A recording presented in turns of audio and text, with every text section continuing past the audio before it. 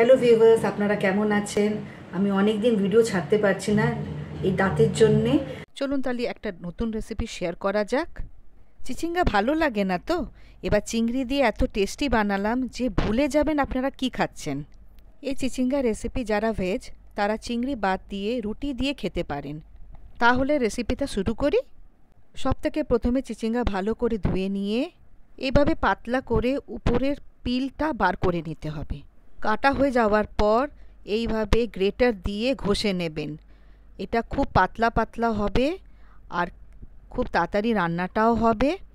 দেখুন এইভাবে ঘষে নিতে হবে। এর পুরো ভিডিওটা নিতে পারলাম না। এরপরে রান্নার জন্য কী কী লাগবে আমি বলে দিই। দেখুন আমি এইভাবে পেঁয়াজ কেটেছি। এই মাছটাকে ছোটো ছোটো করে কাটতে হবে। সামান্য নারকেল কুড়িয়ে নিয়েছি। রান্নাতে সর্ষে শুকনো লঙ্কার ফোড়ন পড়বে। আপনাকে আমি চিংড়ি মাছটা কিভাবে কাটতে হবে দেখিয়ে দিই। এইভাবে এই চিংড়ি মাছটাকে দু টুকরো করে কেটে নেবে। এটা একটু ছোট চিংড়ি, এটাকে দু টুকরো করে কাটতে হবে। পেঁয়াজটাও দেখিয়ে দিচ্ছি, এইভাবে কাটতে হবে। দেখুন পাতলা পাতলা করে কাটতে হবে। কী কী লাগছে? পেঁয়াজ, চিংড়ি মাছ, নারকেল কোড়া আর একটু ফোড়নের জন্য সর্ষে শুকনো লঙ্কা। তাহলে বুঝতেই পারছেন এতে মশলা খুবই কম লাগবে। প্রথমে আমরা গরম কড়াইতে তেল নেব, তারপরে এক এক করে চিংড়ি আমরা ভেজে নেব।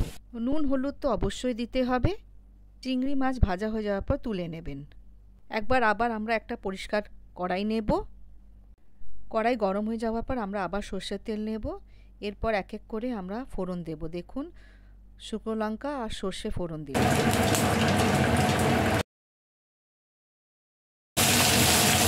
শুকনো লঙ্কা ফোড়ন লাল হলেই আমরা কাটা পেঁয়াজ দিয়ে দেবো। এইভাবে একটু নাড়াচড়া করার পর এরপর আমরা হলুদ দেব, তারপরে নুন দেব আর একবার মিশিয়ে নেব। ঝালের জন্য একটু শুকনো লঙ্কা গুঁড়ো পড়বে। তারপরে দেখবেন সব কিছু ভাজা ভাজা হয়ে গেছে। এরপর আমরা মিশাবো ওই কাটা চিচিঙ্গাটা। এরপর আর একবার আমরা মিশিয়ে নেব। এটা ঢাকা দেবার প্রয়োজন পড়বে না, কেন কি অলরেডি এটা খুব পাতলা পাতলা করে কাটা। দেখুন এভাবে আমি মিশিয়ে নিলাম। এরপরে সামান্য চিনি যাবে, তারপর নারকেল কোড়া দেব আমরা। এই নারকেলটাকে আমি সামান্য শিলে বেটে নিয়েছিলাম। যারা ভেজ তাদের জন্য কিন্তু রান্নাটা কমপ্লিট। যারা চিংড়ি মাছ দিয়ে করবেন তারা চিংড়ি মাছটা ঠিক এই সময়টা দিয়ে দেবেন। ব্যাস রান্না তৈরি। গরম ভাত অথবা রুটির সাথে পরিবেশন করুন।